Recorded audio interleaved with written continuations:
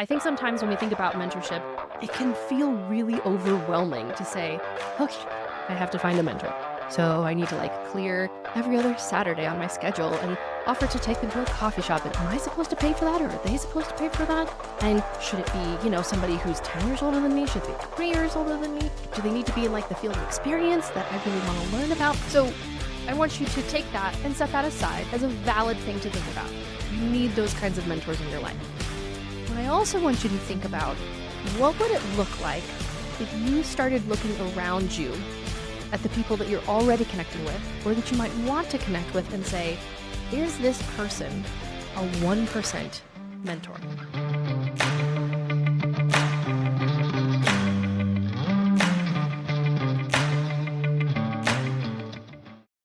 Welcome back to the Be Unbound podcast. My name is Jonathan Brush. And I'm David Rethemeyer. And we are your co-hosts on the Be Unbound podcast. But today you don't get to hear from us, because one of the cool things about working at Unbound is that we are surrounded by a lot of really talented communicators, people who spend a lot of time thinking about the kinds of events of the days and the big issues and how we should teach students things and all kinds of stuff like that. And then we have multiple student events. We travel around to a lot of different events, and we speak in all kinds of different places. And so I speak, David does some speaking, and we have some others who speak as well. Now, David and I get to talk to you a lot on the podcast, and we often pull in some of our other staff to co-host the podcast with us, but you don't get to always hear them give their bigger presentations. And today, we thought we had to introduce you to some new people that you maybe have heard in the podcast, but you haven't heard do an entire presentation. And for this first one, would like to introduce you to Riley Moss. Riley is a kind of person who, I don't know that I've ever known Riley when she hasn't held 3 or 4 different jobs. And so right now her primary job is with us, but she's also the director for a theater program at a local private Christian school. She does all kinds of other things. We know her as somebody that anytime somebody in Unbound gets married, Riley is almost certainly involved in coordinating, decorating, or doing something else. So she's just an amazingly talented person on, frankly, a wide variety of talents that don't always go together. We're talking about somebody who's an absolute wizard on the accounting and numbers side and then teaches theater, which I don't know about you, but I don't see that combination frequently. What that means is every time Riley speaks, you know it's going to be really interesting, really entertaining, and have a whole bunch of things that'll make you go, oh, well, that makes so much sense. So this particular session that we are sharing with you is from our capstone event. That is the 4th and final event in the Ascend year. That's our post-high school program. And the title of her session is Connection and Influence. And while those 2 words may seem fairly commonplace as far as sessions that you might hear, I guarantee you that the way that Riley presents it is very unique. And I think I will just give you a brief teaser in that if you're a fan of Legos, if you grew up playing with Legos as a kid, this session will have some pretty fun connection points, pun definitely intended, there for you. And yeah, it's just a lot of fun to hear Riley's perspective on this, breaking down those 2 really important topics. So without further ado from us, we hope you enjoy Riley's session.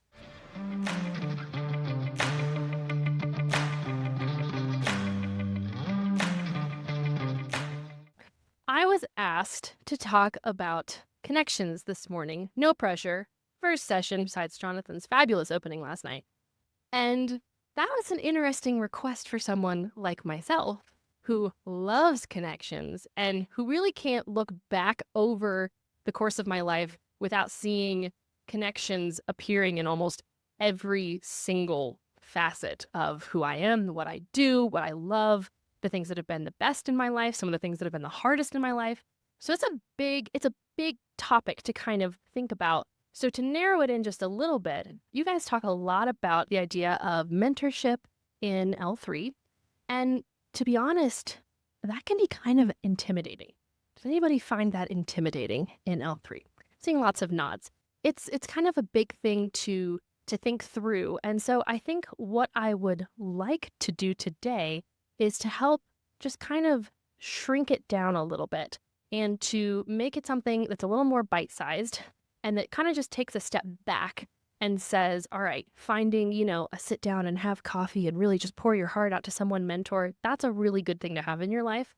But there's a lot of other ways in which connecting with people can lead to really, really healthy and really cool mentor relationships and mentee relationships in our lives. So Honestly, my main life goal is to just become as good at connections as Jonathan is. So I feel like we're incrementally making our way there. But let's start with a definition.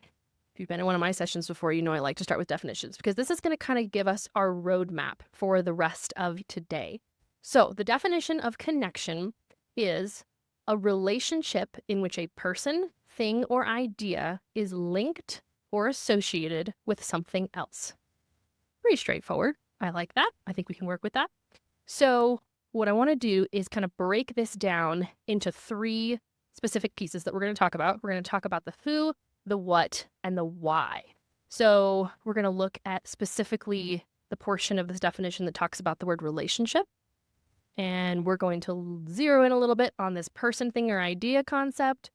And we're going to talk about this little phrase here, linked or associated. And those 3 things are going to be our who, our what, and our why. So as we kind of alluded to earlier, this is kind of our backbone. You guys, again, drill a lot deeper into this for L3. So none of this is probably going to be shockingly new content, but I kind of want to help you close out the year with just a little bit of a flyover and really kind of break this down into these 3 things, your who, your what, and your why, because 10 years from now, that's what I want you to be able to look back on and say, all right, am I connecting at this point in my life? Do I feel like I'm good at connecting at this point in my life? Maybe you feel like you're great at that now.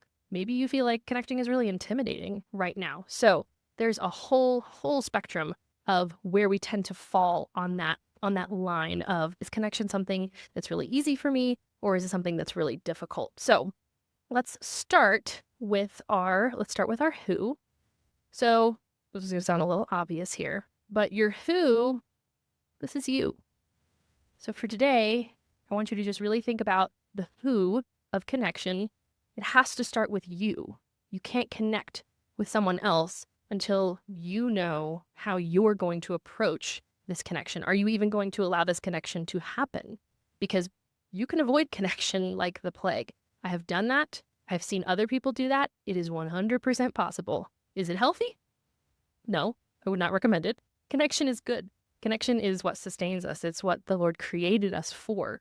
So, like I've said, you probably kind of fall into one of 2 camps or somewhere in the middle. Either you're somebody who just thrives on connection, or maybe you're like, no, I do not want to do that. I do not want to go talk to people. I just want to stay here. I don't want to move.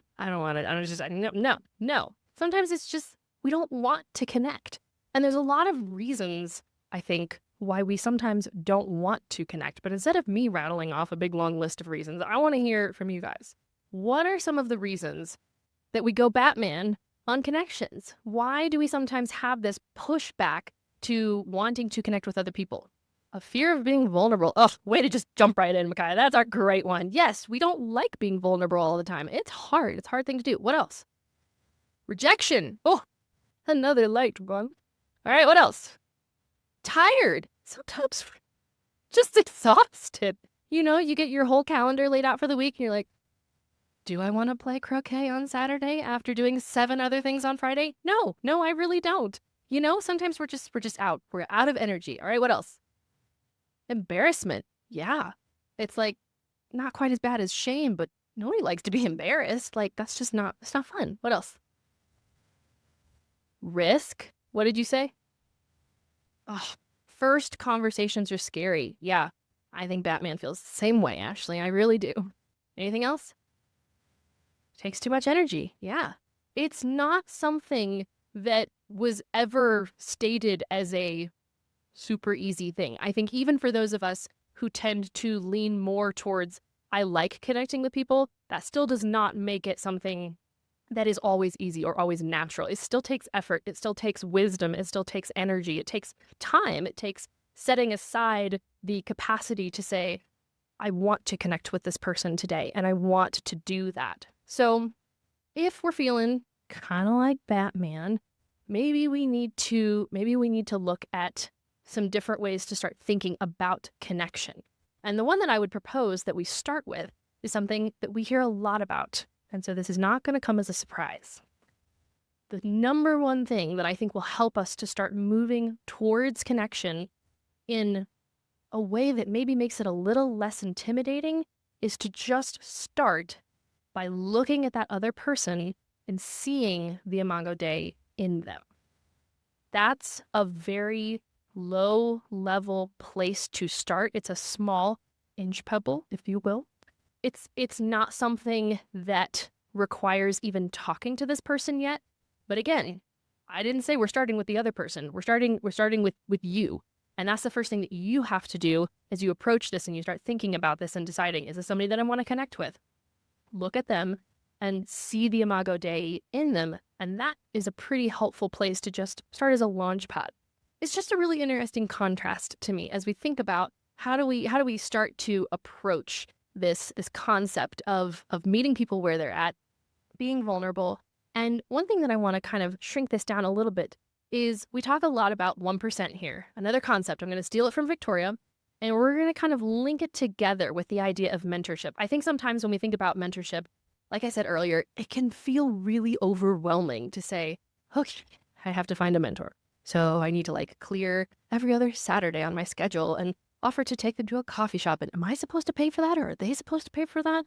And should it be, somebody who's 10 years older than me? Should they be 20 years older than me? Do they need to be in like the field of experience that I really want to learn about? Like there's a lot that it's just a lot. It's a lot. So I want you to take that and set that aside as a valid thing to think about. You need those kinds of mentors in your life.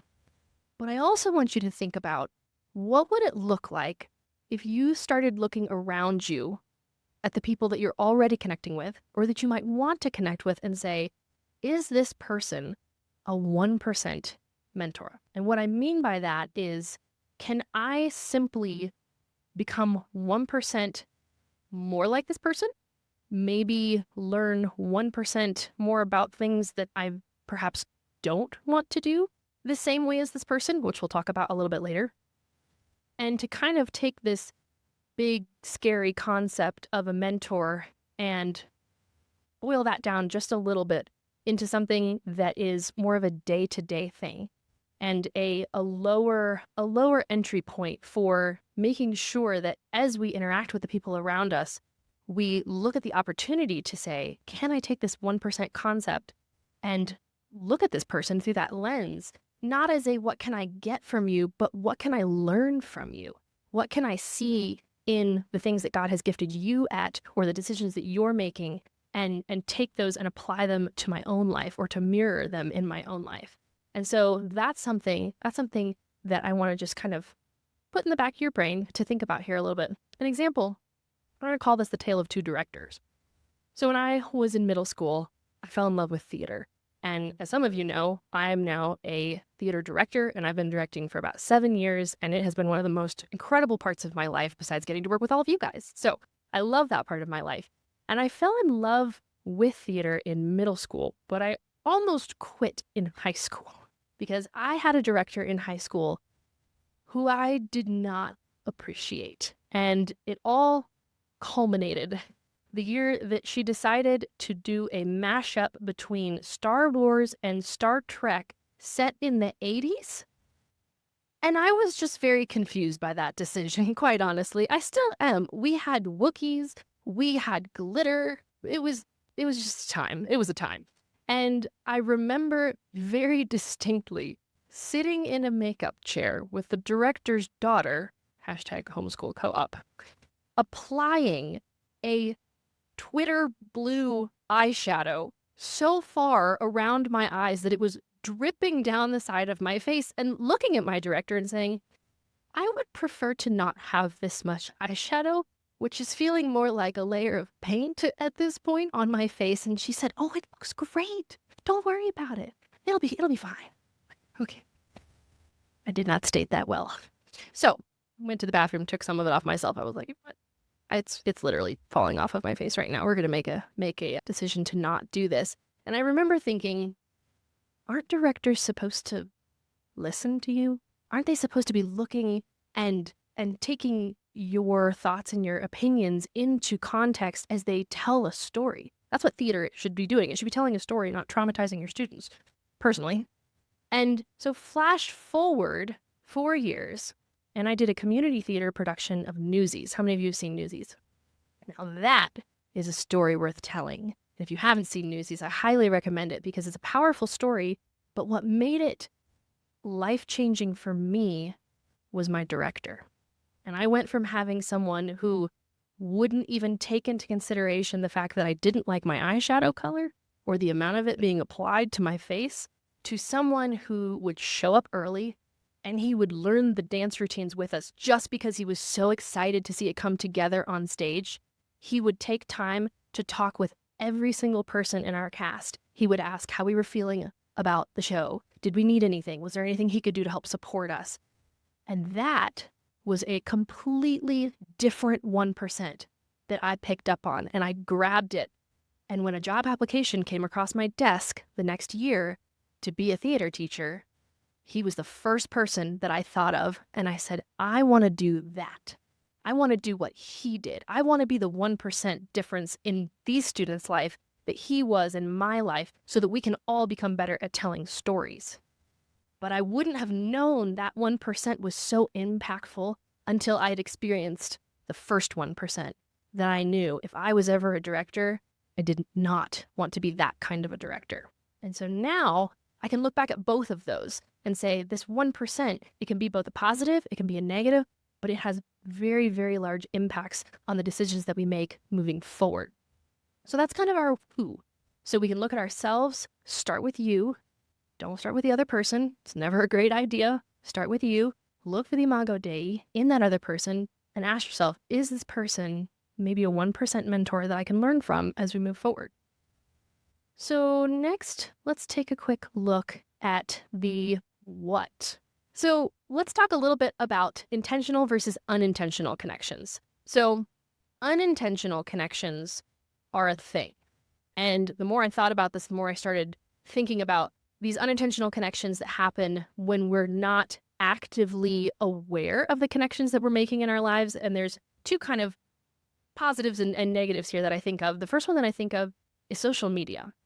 And this is something that I've realized has a pretty big impact on the 1% things that I'm picking up on my daily consumption of social media. And it's something that I have to be pretty careful of. And I realize that these unintentional, sometimes things that I'm picking up from people can be not so great. And that can go the other way, and it can be a really positive thing. But as we think about the ways in which we're connecting, especially in the age of social media, I would just I think I would encourage you to think about the people that you've connected with on platforms where it's not as easily identifiable what that connection is, but it is there. You're picking up things from what they're saying, what they're doing, the ways that they're living, the decisions that they're making. Those things are subconsciously bleeding into the way that you operate, even if you don't recognize it. And the way that we know this is true is because we see this happen in our real life relationships. And if it happens in our real life relationships, you can bet your bottom dollar that it's also happening in the ones that we see on our screens every day. So 2 examples of this that I kind of chuckle at. Trent moved to Virginia about, a year or so ago. And I feel like my vocabulary, like the average letter count of my words has gone up to 8. Now that he's here, I'm like, wow, I have all these great new words to use. So that's fun. And Hannah Claire and I went and traipsed around France for 10 days. And by the end of 10 days, let's go was like a solid part of my vocabulary every day. It was not part of my vocabulary before I traipsed around with Hannah for 10 days. And now I say it all the time. And I was like, where did that come? Oh, Hannah. Thanks, Hannah. So again, these are silly things, but you know what I'm talking about. You know the things that your friend does or that they say that you pick up on, and you don't even realize that you're doing it until somebody points it out to you. And they're like, you never did that before. Like, yeah, because I started hanging out with you. And so thinking about that just with a critical eye as you think about the people that you're around, are you picking up intentional connections? And are you also maybe picking up some unintentional ones for good or for bad, but just something to think about? Let's talk about similarities and differences. So finding a connection point with someone where you can say, all right, this thing is the same between us. That's a little bit easier to figure out. And sometimes it's a little more obvious, and you can say, all right, since you like this and since I like this, we should go do this thing together. And that can be a great thing. It's a good tool. Sometimes it's a little bit harder to look for the differences that lead to connection. And I think this is actually something that specifically applies when we think about the mentors in our life. Because if all we did was walk around looking for mentors who were the same as us, then where is the growth going to come from? Where is the iron sharpening iron, where you have something that is not going to change when you rub up against it because it's different. It's something that is going to mold you in a different direction. And that's sometimes a little bit harder to kind of drill into and to figure out, all right, is this something that we have in common, or is this something that we have that's different between us? And I think that one of the things I think about, especially as we head into just the next few years of such a calm political climate in our country, this can be really hard when you realize, oh, I am coming at whatever topic this is with a very different perspective. And I think sometimes people's immediate reaction to that is, well, we have a different opinion and therefore we cannot connect. In fact, I might even want to attack you. And I want you all to think about that differently. Just because you are different than them doesn't mean that you can't still connect with them by seeing the Imago Dei in who they are, and maybe even learning something and asking questions, just like we train you to do in every single content that we ever hand you here at Unbound. We want you to ask questions. We want you to take it one step further. You don't have to change to agree with them. That's not the point. But the point is to look at it and say, I can still have a connection with this person, even if I don't agree with them. Or I have a difference with this person. I wonder if they could train me in that. I wonder if I could become better at this thing that I'm not really very good at right now. So, similarities and differences, just something to kind of think a little bit about. Lastly, connections are irrelevant until they are revealed. And this is something that I kind of was mulling over as I was putting this session together. And it sounds kind of obvious, but it is something that I think is worth just fleshing out just a little bit here. So let's do a little thought experiment. Well, not a thought experiment. We're actually going to move a little bit. So raise your hand if you have brown eyes. Okay. Raise your hand if you have traveled outside the country before. Very nice. Okay. Raise your hand if you have more than 2 siblings. Solid. 2 hands. Raise your hand if you have ever suffered the loss of a pet. Raise your hand if you have ever suffered the loss of a family member. So you wouldn't immediately know some of those without actually revealing them to other people. I can walk up to someone and say, oh, you have brown eyes. That's a similarity. We can sing the Brown Eyed Girl song together, whatever. Like, it's a similarity, but it's very surface level. It's just kind of there. But until you start peeling away those levels of vulnerability, your connections and your similarities with people, they're never going to actually forge relationship or connection until you reveal them. I wouldn't know that you all had walked through the same kind of trauma, losing a family member, unless I was willing to, first of all, share that myself, and secondly, you were willing to share that with me. And so that's something to be aware of, that you may have a whole lot more in common with someone and be able to connect with them more than you ever thought possible. But until you take those steps to uncover them, you're never going to know. Now, slight asterisk and caveat here, making sure that you don't always jump from do you have brown eyes to have you ever suffered the loss of a family member. There's some healthy boundaries that you want to make sure that you're maintaining in there. I'm not asking you to just walk up to the lunch lady here and be like, hi, have you ever lost a close family member? It's probably not a good way to start the conversation. So be thinking about time and how that builds over the course of a relationship. Is this someone who's a safe person to actually share that information with as you build connections? And not everybody is going to be the same level of safe in which to be vulnerable in that way. So use your wisdom, use your judgment, use your gut feeling sometimes, but don't let that stop you from being vulnerable. Don't use boundaries as an excuse to simply never share anything at all. So that is what I want you to kind of think about here as we talk about the what. Intentional versus unintentional. Think about the difference between similarities and differences and how those are going to play out in your connections.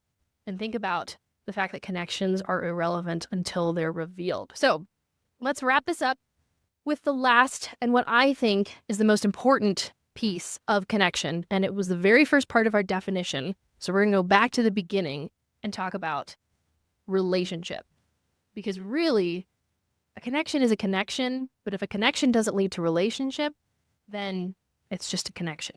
So let's take this one step deeper and talk about the fact that we were made for connection. I know we talk about this a lot, but it is just, you can't overemphasize it enough. And I want you to think about it this way. What is this? It's a Lego.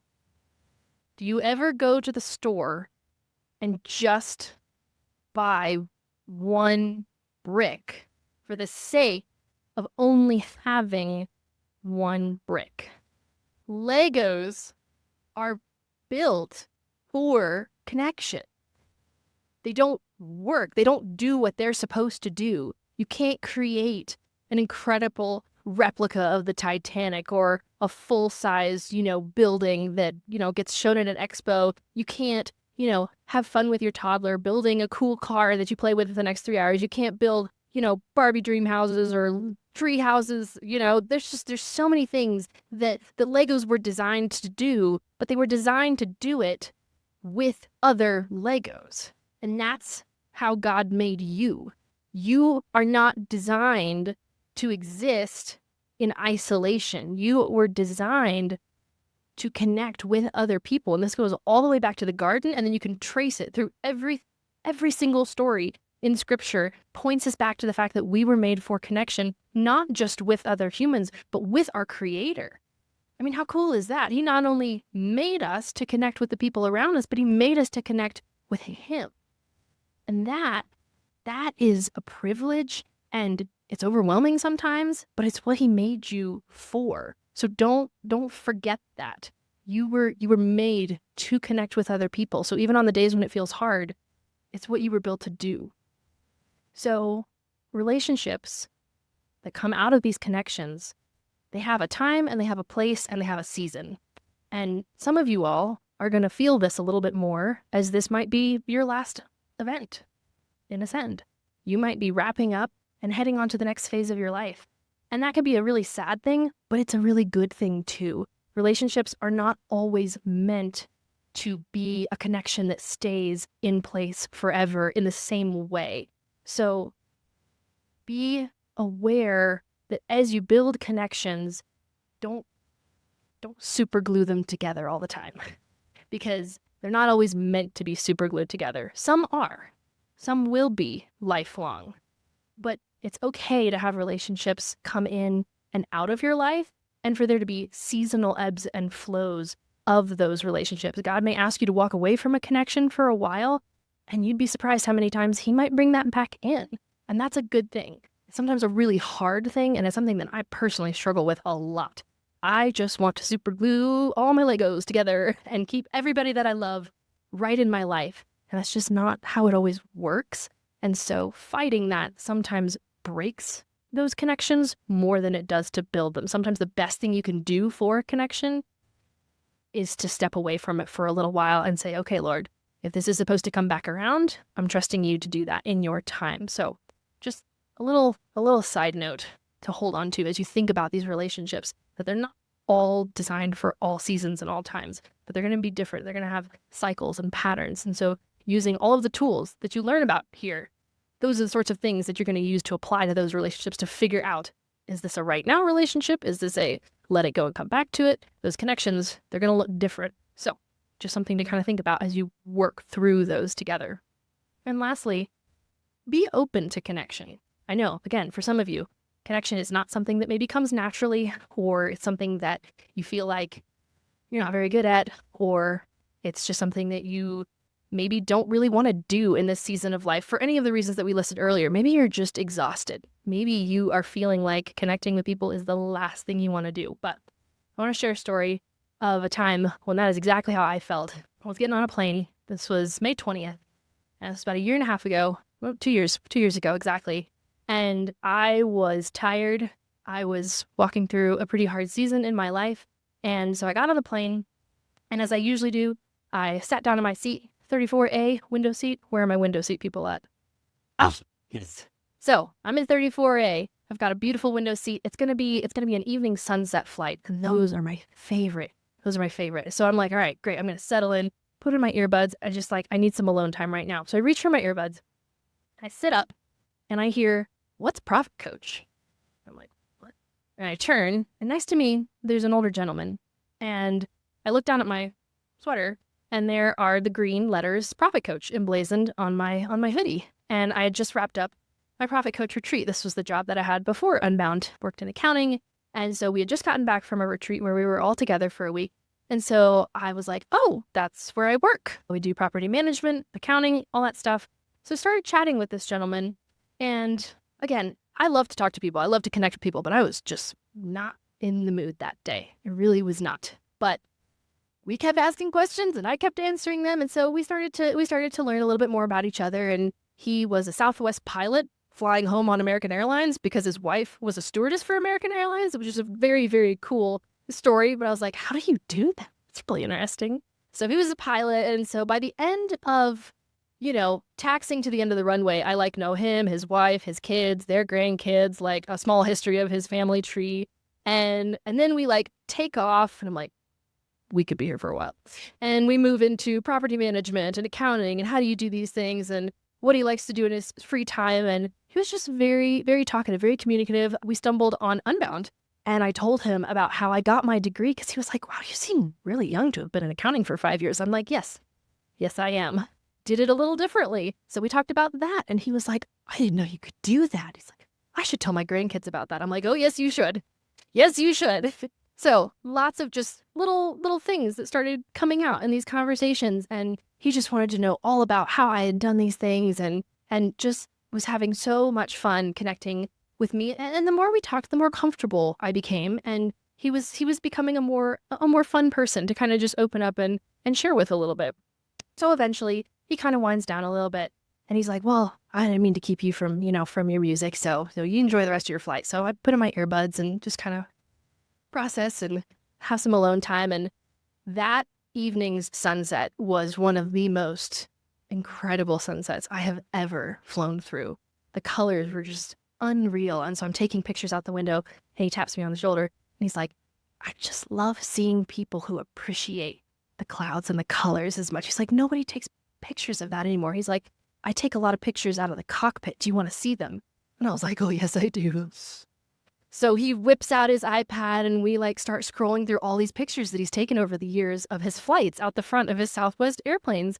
And so, we took a little break and chatted about that. And then I went back to my stuff and he went back to his conversation. And so we land in Charlotte and I turn my phone back on and I see I have 3 missed calls.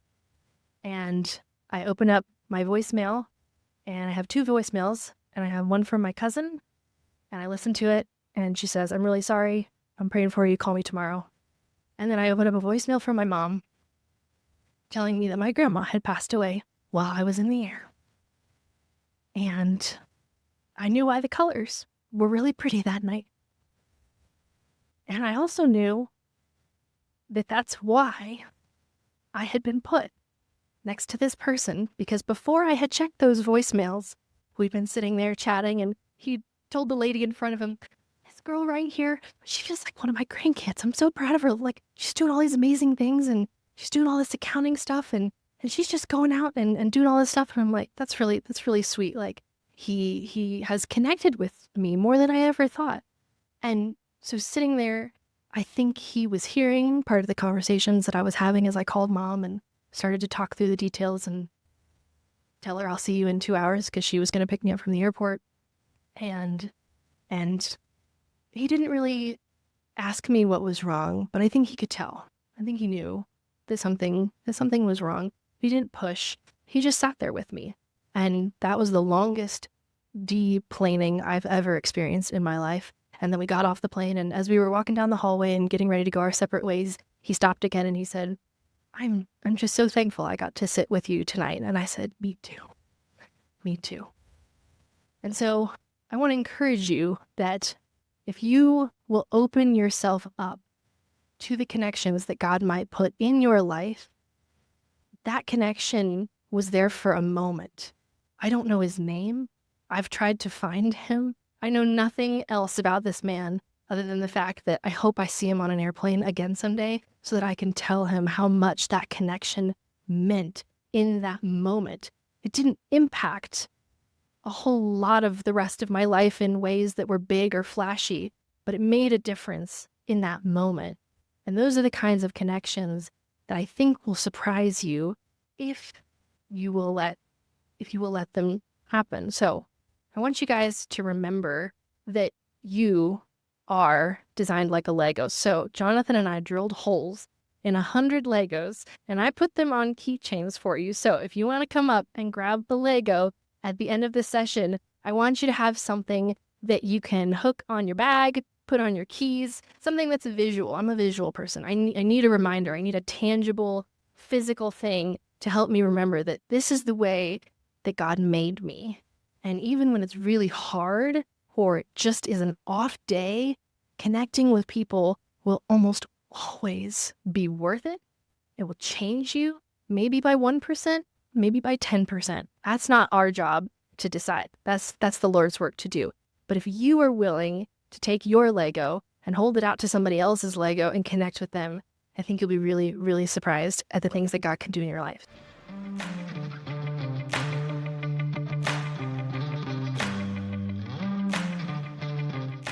We hope you enjoyed hearing from Riley as much as we enjoy hearing from Riley. We certainly enjoyed being able to share with you some presentations that our students get to hear and some speakers that we get to spend a lot of time with, but you don't always get to hear on this podcast. And if this sort of session is the kind of thing that you're interested in for yourself or your student to hear on a regular basis, this is just one session out of many that the students in our Ascend program get to hear. And we have a lot of similar content even for those who are in our other programs. So if you'd like to learn more about our programs and our courses, visit beunbound.us and check out what we have to offer. One of the cool things about working at Unbound is that every one of our staff interacts with our students in some fashion, almost always on stage, talking, presenting, and teaching. And so that's a little taste of that. And we hope you enjoyed it. We hope you got to see a little bit of what it's like to be unbound. And until we see you next time, we hope you do just that. Be unbound.